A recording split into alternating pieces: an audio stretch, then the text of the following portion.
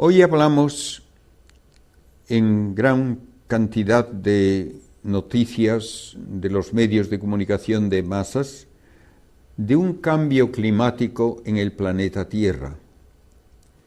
Creo que es interesante que nos demos cuenta de que la Tierra es habitable por una serie de condiciones de su atmósfera, de los océanos, de su temperatura, de todo cuanto ocurre incluso en el plan geológico, la actividad de los volcanes, lo que nos viene del espacio, cuerpos que chocan con la Tierra, rayos cósmicos, radiaciones diversas. Todo esto influye en que la Tierra sea habitable a largo plazo.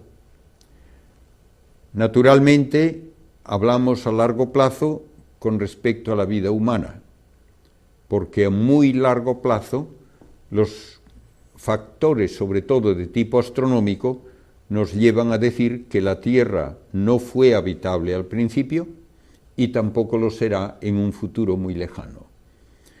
Básicamente, el Sol, como estrella, está agotando su combustible y llegará un momento en que tendrá una transformación que le convertirá en lo que llamamos una gigante roja, y en esa situación el Sol producirá tanta luz y calor y aumentará de tamaño tanto que volatilizará probablemente a los planetas Mercurio y Venus, causará que se evaporen los océanos y que se pierda la atmósfera terrestre, y la Tierra, en esas condiciones, se convertirá en un astro estéril, como lo es la Luna. Pero bien, eso primero no nos concierne, porque serán millones de años antes de que ocurra, y segundo, no lo podemos evitar, no podemos hacer nada.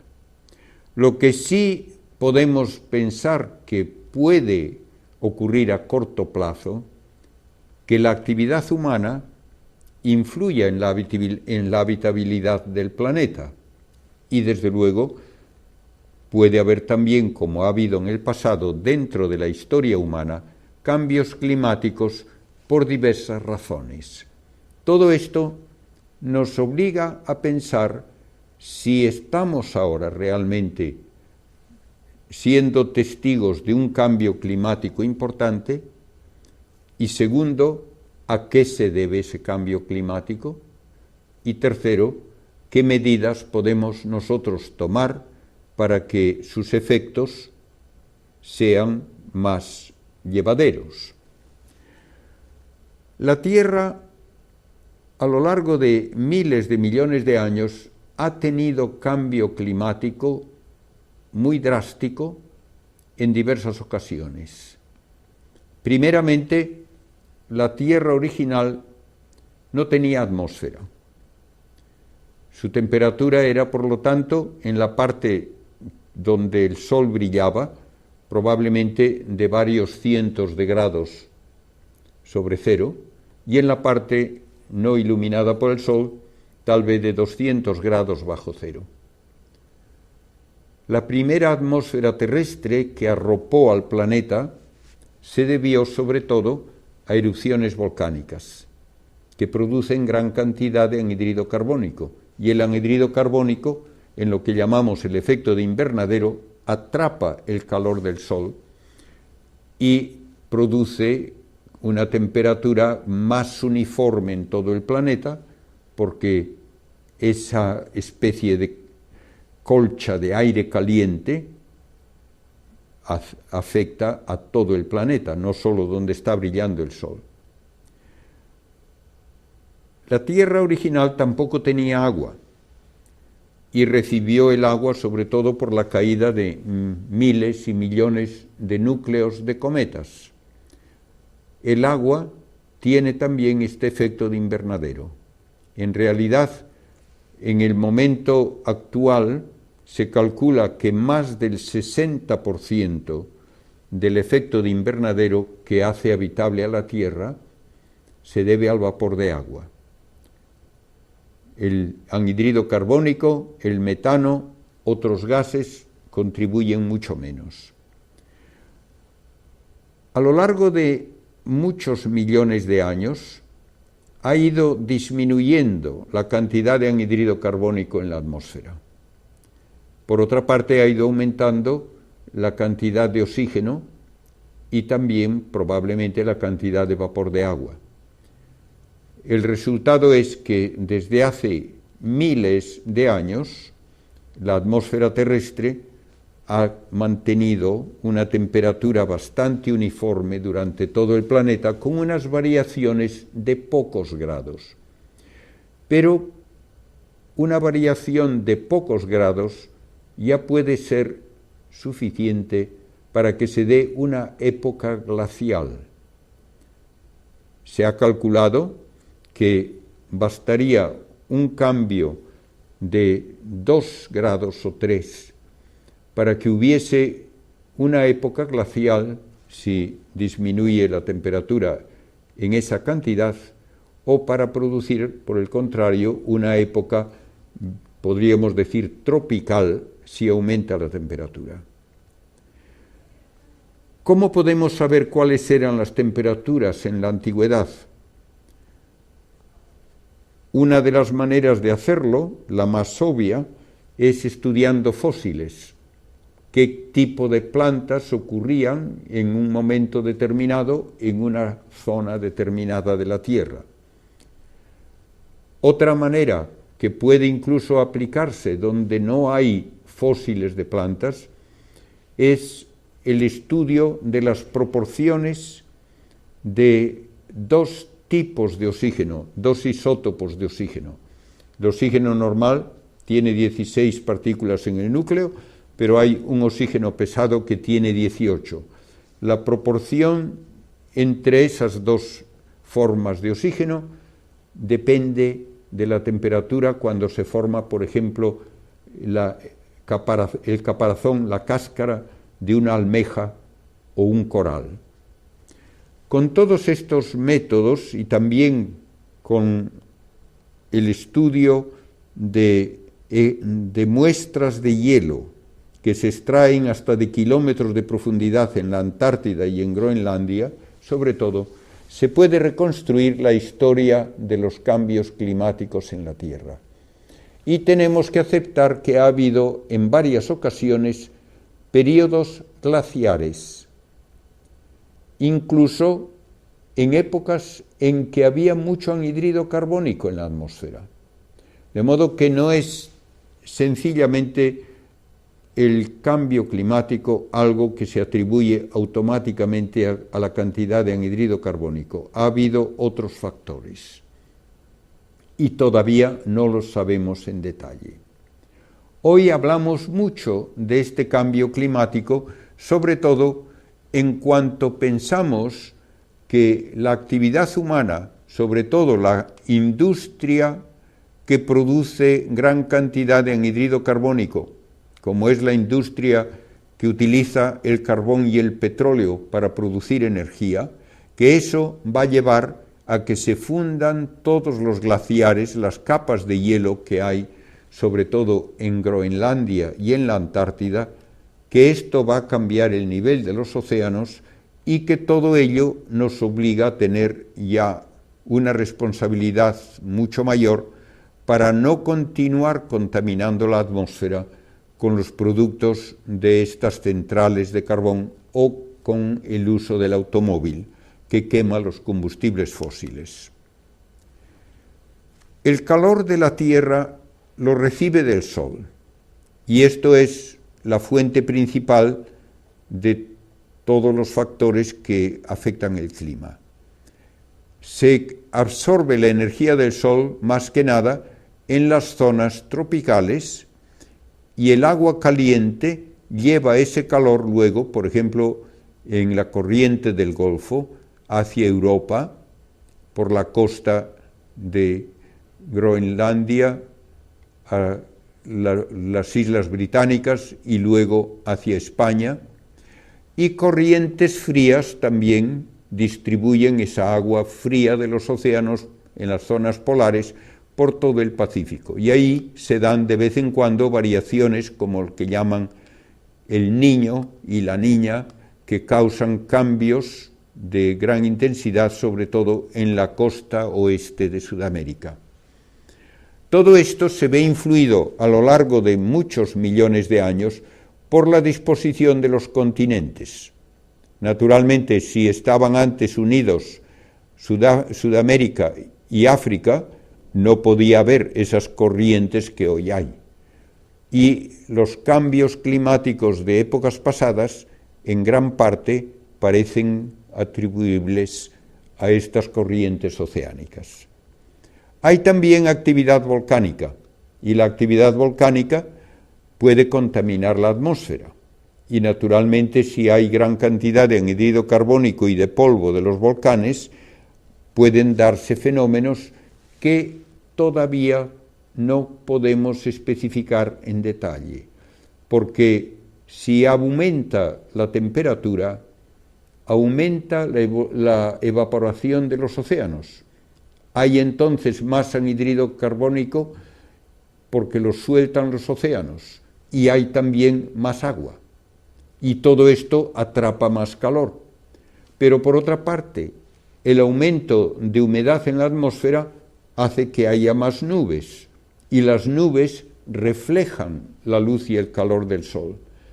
Es muy difícil estar completamente en lo cierto cuando se calcula el efecto de cada uno de estos factores. Los ciclones, que a veces se dice han de aumentar en intensidad y en frecuencia si aumenta la temperatura de la Tierra, reciben su energía de la diferencia de temperatura entre zonas tropicales y zonas más polares. Cuanto mayor sea esa diferencia de temperatura, más fuertes y más frecuentes serán los ciclones. Sin embargo, cuando hablamos del cambio climático tal como lo hemos ido observando, parece que lleva a que aumente la temperatura en las partes polares, pero apenas aumenta en el ecuador, con lo cual las diferencias de temperatura serán menores y por lo tanto debe haber menos ciclones y de menor intensidad. Los ciclones y otras formas de cambios atmosféricos pueden llevar a inundaciones enormes con grandes cantidades de lluvia que de vez en cuando nos mencionan en las noticias, por ejemplo, que ha ocurrido en países del sur de Asia, en Bangladesh, en Vietnam, en todas esas zonas, han tenido gran cantidad de inundaciones por lluvias torrenciales. Otros lugares, en cambio, de la Tierra pueden quedar áridos, y el Sáhara, hace unos miles de años, tenía vida abundante, vida humana. Hay pinturas rupestres de gente, incluso bañándose, hay pinturas rupestres de hipopótamos y de gacelas y de jirafas. El Sáhara era perfectamente habitable. Luego, mucho antes de que la industria humana interviniese, vino un periodo de sequía, de calentamiento, y hoy el Sáhara es el prototipo de un lugar árido, sin vegetación, sin agua. Las sequías locales se darán y se han dado a lo largo del tiempo, y es muy difícil explicar concretamente por qué ocurren. De un lugar a otro hay, por lo tanto, estas variaciones, desde inundaciones a sequías, y la actividad humana puede tener que ver con ellas, en eso estamos de acuerdo. Pero vean que ha habido períodos glaciales en que la mayor parte de lo que hoy es zona templada en Europa era una zona cubierta de hielo. Había muy poca zona templada. Había muy poca zona de lo que llamamos mediterránea, que es el clima típico de estas naciones como España, que están a esa latitud alrededor del Mediterráneo. Ha cambiado poco hasta cierto punto la distribución de vegetación y de temperaturas cerca del Ecuador, pero ha cambiado mucho más en las zonas cercanas a los polos, tal como les dije hace un momento. Las últimas glaciaciones de hace 250.000 años llegaron a cubrir la mayor parte de las islas británicas y la mayor parte de la zona norte de Europa, todos los países escandinavos, pero gran parte también de Alemania y Países Bajos. Hace 20.000 años tenemos una glaciación menor, pero todavía importante, y naturalmente estaba helado también el mar Báltico entre Escandinavia y Alemania y Rusia. Todo esto ha ocurrido en diversas ocasiones y ha habido también efectos que todavía se ven en Norteamérica, que estuvo prácticamente cubierta por una capa de hielo que dejó toda la zona central de Estados Unidos reducida a una llanura por la erosión que causaban los glaciares. Quedan los grandes lagos todavía, donde hubo esos glaciares hace ya miles de años. Y con la congelación del hielo del agua del mar y otra vez con la fusión de esos hielos, cambió frecuentemente también el mapa, aumentando el nivel de los océanos en unas ocasiones, disminuyendo en otras y cambiando todas las corrientes que distribuyen el calor precisamente por el movimiento de las aguas de los océanos. Hace aproximadamente 10.000 años antes de Cristo, teníamos el océano a un nivel casi 40 metros menos del que tenemos hoy. Todo ello ha dado lugar a que poco a poco, al retirarse los glaciares, al fundirse el hielo, vaya aumentando el nivel de los océanos y hace 5.000 años ya el nivel de los océanos era no 40 metros menos que el de ahora, sino solo 10 metros menos que el de ahora. Desde la era cristiana apenas ha cambiado el nivel del océano. Ahora mismo hay cifras muy divergentes, pero se habla de que el océano está aumentando de nivel unas décimas de milímetro por año. Otros llegan a decir varios milímetros por año. No estoy cierto de cuál es la cifra más correcta. Pero todo esto ha ocurrido en el pasado, sí, y seguirá ocurriendo en el futuro también. Los grandes lagos de Norteamérica son los restos de esa capa de hielo que había reducido prácticamente la mayor parte del continente a una planicie. Y hay un modo de establecer una relación entre la periodicidad de las manchas en el Sol y la temperatura terrestre.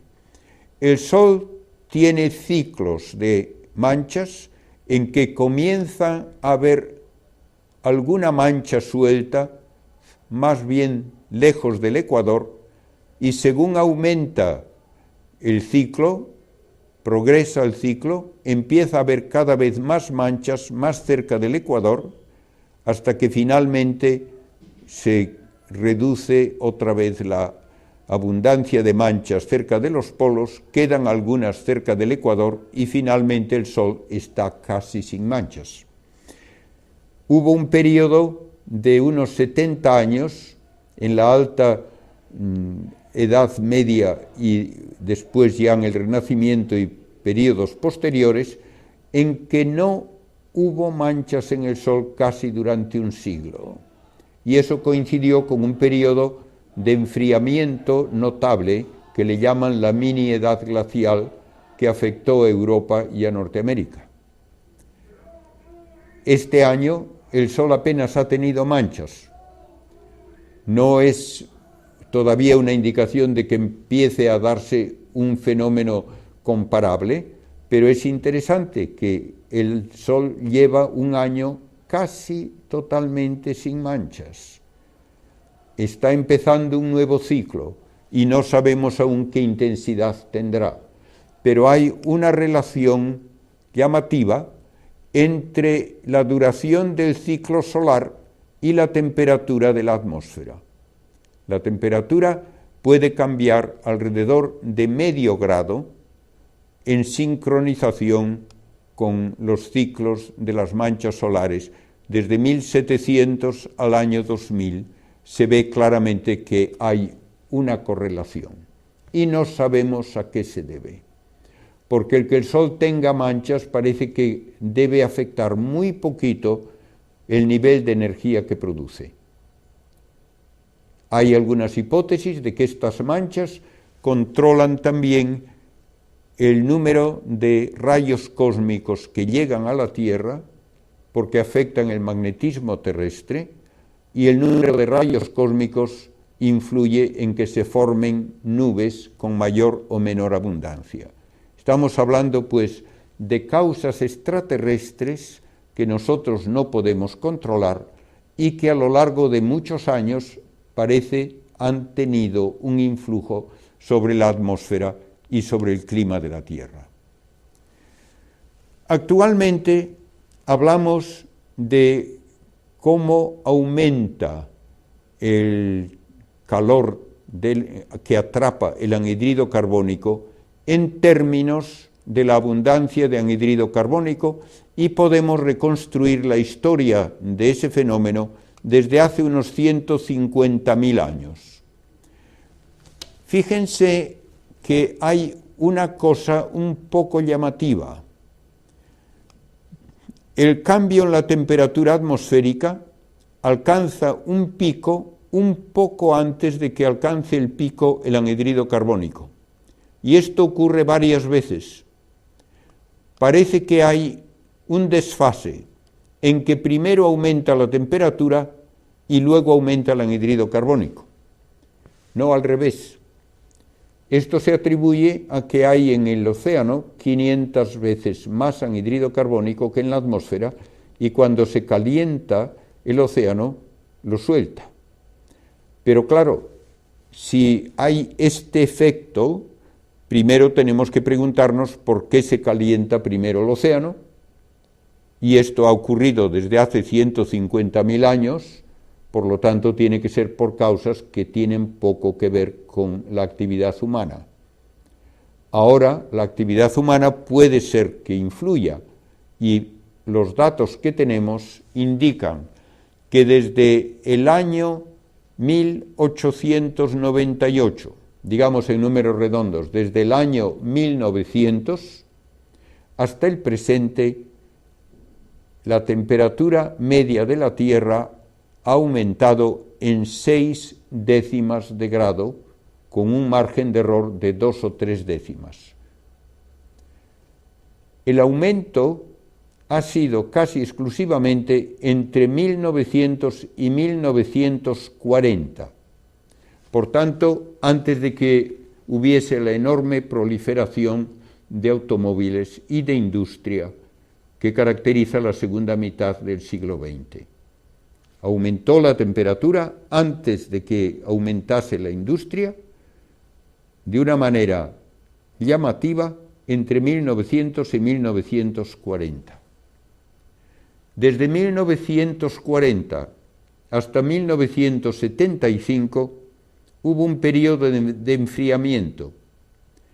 Yo tengo un libro publicado por la Academia de las Ciencias en Estados Unidos, publicado el año 1977, en que hay artículos que proponen la hipótesis plausible de que estamos a punto de comenzar una nueva época glacial. O sea que hace 30 años se pensaba que íbamos hacia una nueva época glacial, porque la Tierra se estaba enfriando. A partir de 1975 hasta el año 2000 volvió a haber un poco de calentamiento del orden de 2 o 3 décimas de grado. Y desde el año 2000 hasta hoy no ha habido un cambio apreciable. De modo que tenemos que juzgar críticamente afirmaciones como que los últimos años son los más calientes en la historia del planeta. Eso no es verdad. Entre otras cifras que se pueden mencionar, desde el año 800 al año 1300, la temperatura en Europa y en Norteamérica, que es donde tenemos mejores datos, fue de unos 3 a 5 grados superior a la que hay hoy. No es verdad que estamos en la época más caliente de la historia humana. En aquella época, que se llama el óptimo medieval, se cultivaba y se recogía gran cantidad de vino en Inglaterra. Se cultivaban granadas y aceitunas en Alemania. Y cuando los vikingos fueron a Groenlandia, le llamaron Greenland, que significa tierra verde. Estaba cubierta de pastos, pudieron hacer asentamientos allí durante varios siglos, llegaron a tener incluso sus iglesias y una diócesis, y luego vino una época de enfriamiento, la mini edad glacial de los siglos XVII, XVIII y XIX, en que el hielo destruyó esos asentamientos y no sabemos a qué se debió ese fenómeno. De modo que ha habido épocas de calor, una alrededor de la época de Cristo, del enflorecimiento máximo del Imperio Romano, luego una época de frío, que algunos historiadores creen es responsable en parte de las invasiones de los bárbaros del norte, que buscaban terrenos más cultivables y más fértiles en las zonas templadas. Luego tenemos el óptimo medieval, 5 siglos de temperatura superior a la de ahora. A continuación, la mini edad glacial de los siglos XVII y XVIII, que dura casi hasta el XX, calentamiento de 1900 a 1940, enfriamiento de 1940 a 1975, un poco de calentamiento luego hasta el año 2000. Como ven, no es fácil el establecer una explicación coherente de todos estos cambios y mucho menos todavía de qué efecto tiene el ser humano con su actividad en todos ellos. El hombre contribuye a que cambien las características de la tierra y contribuye desde el momento en que empieza la agricultura, porque el hombre naturalmente premia el cultivo de plantas útiles para su alimentación o para el ganado, y esto causa que se destruyan otras plantas que terminan siendo consideradas inútiles o nocivas. Aun así, en los últimos tiempos, el uso de fertilizantes ha reducido en gran parte la necesidad de mucho terreno cultivable, por lo menos en países desarrollados. En Estados Unidos, por ejemplo, desde 1920 ha ido aumentando la superficie de bosques porque cada vez hace falta menos terreno para producir todos los alimentos que necesita el país. Estados Unidos produce gran cantidad de emisiones de anhídrido carbónico porque es un país fuertemente industrializado, pero tiene ya tantos bosques que solamente los bosques de la zona oriental de los Apalaches en Estados Unidos consumen más anhídrido carbónico que todo lo que produce el país. Y hoy día resulta un tanto paradójico que el mayor problema para la emisión de anhídrido carbónico se da en países poco desarrollados donde sigue quemándose la madera para tener simplemente un combustible con que cocinar. Naturalmente, esto debería cambiar con el desarrollo económico, con el desarrollo industrial, un desarrollo que debe hacerse y que debe controlarse, no solo para que no se dañe al planeta, pero también para que toda la humanidad tenga lo suficiente de alimentos y de todos los recursos de cuidados médicos, de educación, etc. A veces se habla de que la Tierra tiene ya demasiados habitantes para sus recursos. Esto es muy discutible. He tenido la oportunidad de asistir a un congreso en Filadelfia hace 3 años, donde en la misma sesión del congreso 2 estudios científicos diferían totalmente en lo que decían acerca de la posibilidad de alimentar a la población mundial. En uno de los trabajos se afirmaba que la Tierra no puede sostener a largo plazo el número de gente que ahora hay. Somos más de 6.000 millones y que como máximo la Tierra debería tener unos 4.000 millones. En cambio, el trabajo siguiente, calculando las reservas de agua potable, las posibilidades de producción de alimentos, las posibilidades de producción de energía, llegaba a la conclusión de que la Tierra puede sostener por lo menos 20 veces más habitantes que los que hoy tiene. Yo no soy quien para juzgar el valor de cada una de esas presentaciones, pero quiero simplemente afirmar que no hay una unanimidad en ese caso, ni mucho menos. El hombre también influye naturalmente en las condiciones de la Tierra, utilizando extensiones de terreno para su habitación, para ciudades. Ya desde antiguo la ciudad de Roma era una ciudad extensa. Hoy podemos hablar de la enorme megalópolis que es Nueva York y sus alrededores, y todo esto influye por lo menos en el clima local. Y naturalmente, si hay suficiente terreno como en una ciudad que absorbe gran cantidad de calor del sol y que no produce oxígeno ni consume anhídrido carbónico por las plantas, sino que lo produce también, todo esto puede tener un efecto a largo plazo.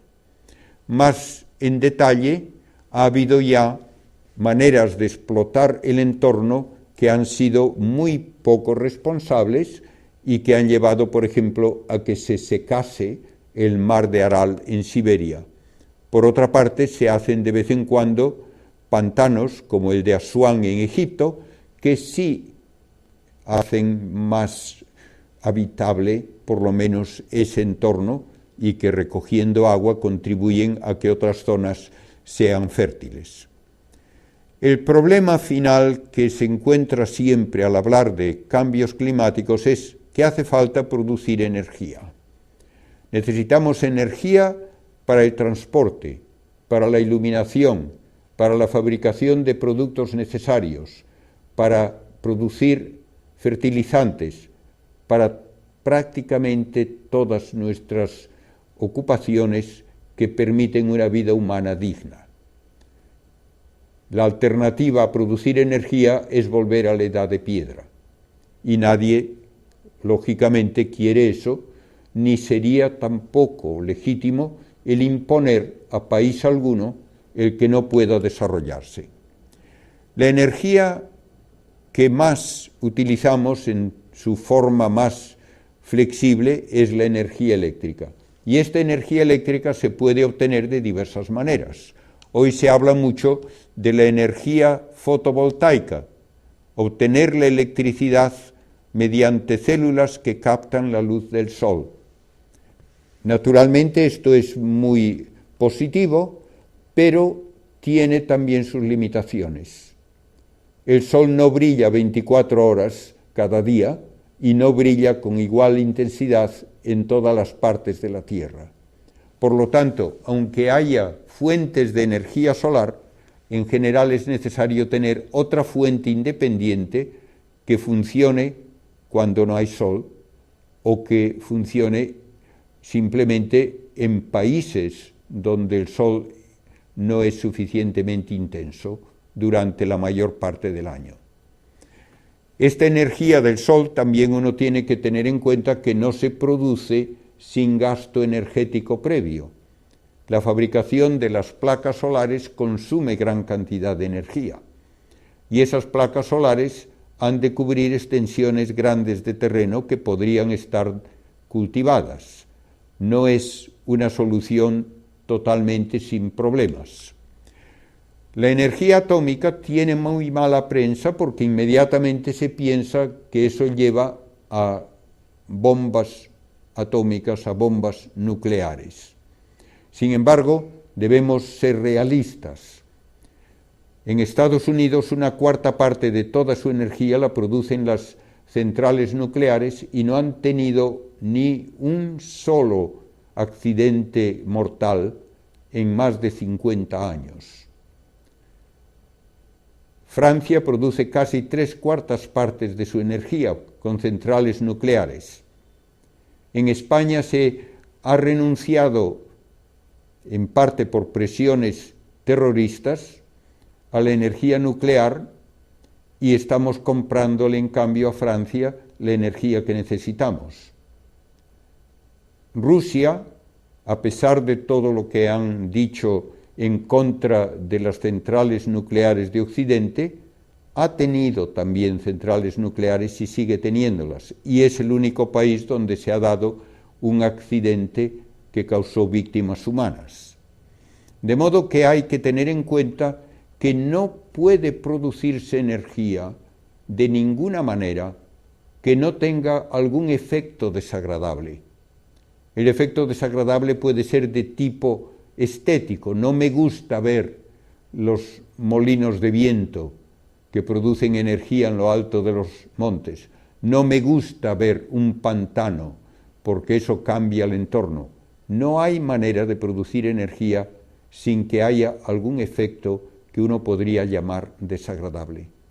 Tenemos que pesar los pros y los contras de cada forma de producir energía. Estamos quemando gran cantidad de combustibles fósiles y con razón se dice que contaminan mucho, así es. Incluso se puede decir que aunque no contaminasen, es un despilfarro el utilizar combustibles fósiles que son insustituibles para gran cantidad de la industria actual, prácticamente para la producción de plásticos, de medicamentos, de abonos, hace falta la materia prima que son los combustibles fósiles. De modo que es muy deseable que no se agoten y para eso hay que encontrar alternativas. La producción de energía hoy día en gran parte se hace mediante combustibles fósiles, el carbón, el petróleo. Esto contamina la atmósfera, produce gran cantidad de anhídrido carbónico y de polvo y en lo posible debería evitarse ese efecto secundario. Pero hay además otra razón para querer buscar otras fuentes de energía. Los combustibles fósiles son una fuente de materia prima que no puede derrocharse quemándolos. Hacen falta como materia para producción de alimentos, de algún tipo de fertilizante, para la industria farmacéutica, para la industria de plásticos y por lo tanto influyen en gran cantidad en todo lo que es nuestra vida diaria, en el construir aparatos de todo tipo. Uno debería evitar, por lo tanto, el quemar esos combustibles. Hay otras causas de cambio climático que ya he mencionado, pero que no podemos controlar, como por ejemplo erupciones volcánicas. Se han dado casos como el de la erupción del Krakatoa en las islas de la Sonda en Indonesia, donde durante la erupción se emitieron a la atmósfera tantos miles o millones de toneladas de polvo y de gas que afectó incluso a las puestas del sol en Europa durante varios años. El resultado de toda esta actividad, tanto humana como natural, es que va aumentando la cantidad de anhídrido carbónico en la atmósfera y ha aumentado en unas 50 partes por millón desde 1958 al año 2000. Todo esto puede naturalmente influir también en el crecimiento de las plantas. Cuando hay más anhídrido carbónico, las plantas pueden crecer más rápidamente y el resultado total es muy difícil de evaluar, de saber qué es lo que más favorece o daña al entorno de la Tierra. Se ha hecho una extrapolación que bastantes autores discuten a partir del calentamiento que desde 1850 al año 2000 es una fracción de grado, para decir que con este ritmo va a continuar a darnos varios grados más para el año 2050. Creo realmente que lo que tenemos aquí de un cambio de una fracción de grado hasta el presente no justifica la extrapolación a varios grados en los próximos 50 años. Uno podría decir que también aquí se podía haber extrapolado que iba a continuar de esa manera y no lo hizo. Por lo tanto, es bastante discutible todo lo que se puede calcular con modelos de ordenador que no tienen una base de datos suficientemente amplia para ser fiables. Mientras tanto, está aumentando la cantidad de anhídrido carbónico en la atmósfera, pero ya no es ahora una cuestión de que un país solo contribuya la mayor parte. Hace 50 años se podía decir que Norteamérica contribuía el 45% del anhídrido carbónico que emitido en la atmósfera. Ahora Norteamérica solo contribuye el 27%. Tenemos países como Rusia, como China, que están contribuyendo cada vez más porque se están industrializando rápidamente, y otros países en vías de desarrollo siguen contribuyendo también, aunque sea solo por quemar madera.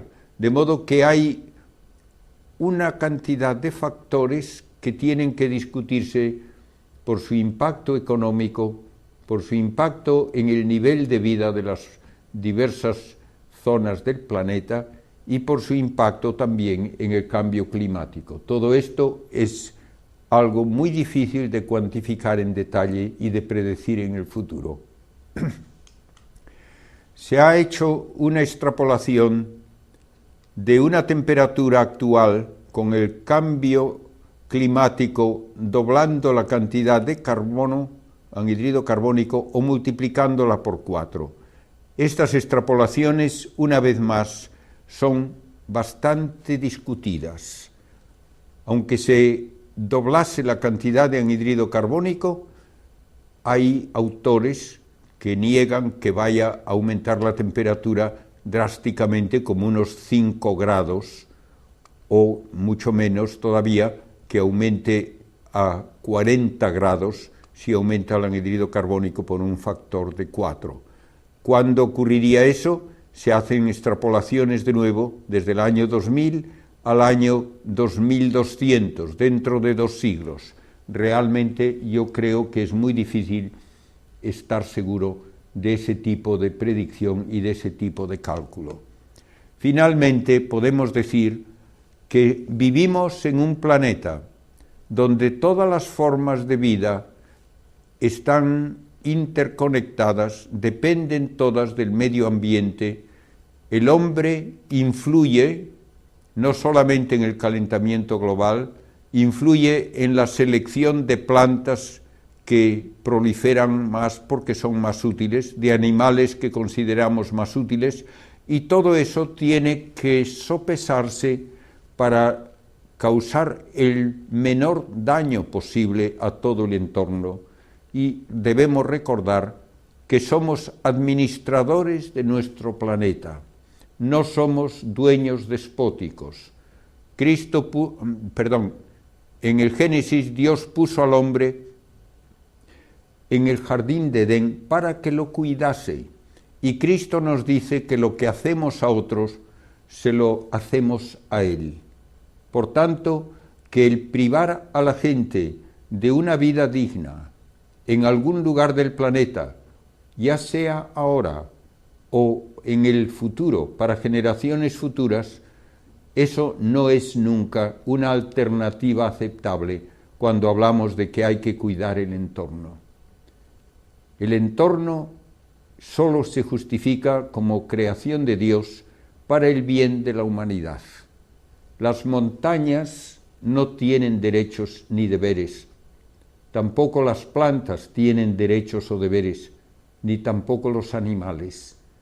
Solo el ser humano, inteligente y libre, es sujeto de derechos y deberes, y debe utilizar su inteligencia y debe usar su libertad de una manera responsable para que toda la humanidad, ahora y en el futuro, pueda gozar de la casa común, esa casa común que la ciencia nos dice se ha preparado en toda la evolución del universo, en la evolución de nuestro planeta, y que tenemos que legar también a nuestros descendientes como la joya del sistema solar. Muchas gracias por su atención a todos.